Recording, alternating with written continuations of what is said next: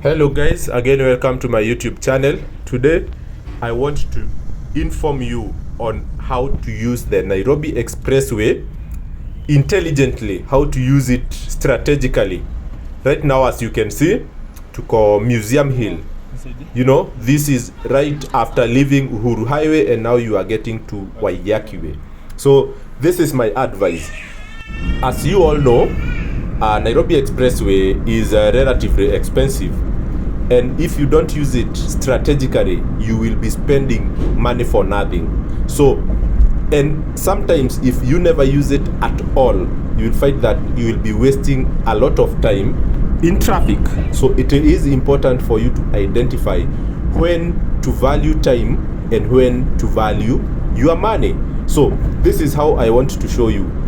If you are traversing Nairobi from, let's say, Mombasa Road going to Waiyaki Way, meaning that you have the Haile Selassie Junction, uko na pale Kenyatta Avenue, na then uko na pale Nairobi University.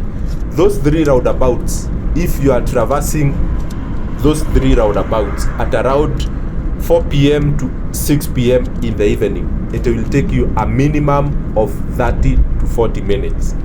Okay? From Nyayo all the way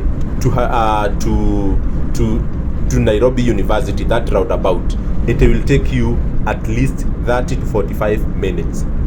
So at that time, it is very, very important that you consider using expressway, because it will only cost you 120 shillings instead of wasting a whole 45 minutes.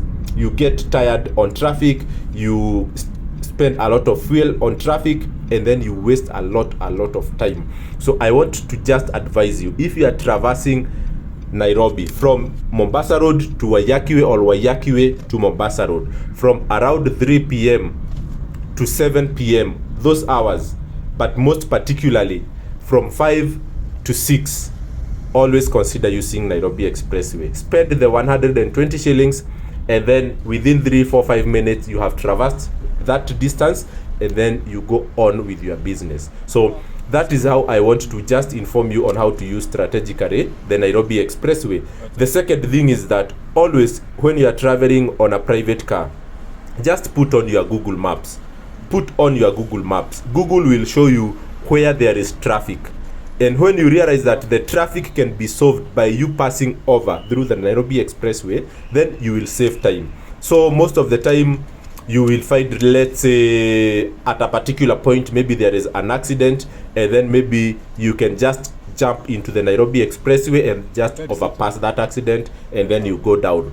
The thing is that if you just use it strategically, 120 shilling is what you'll be spending instead of using the whole length of it.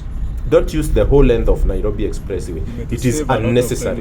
Just open your Google Map, monitor where there is traffic, and then act strategically. Just watch it. Okay, guys? Thank you very much. If this video helps you guys, make sure you put a like, and then it will be seen by more people. All right? Enjoy and have a good day.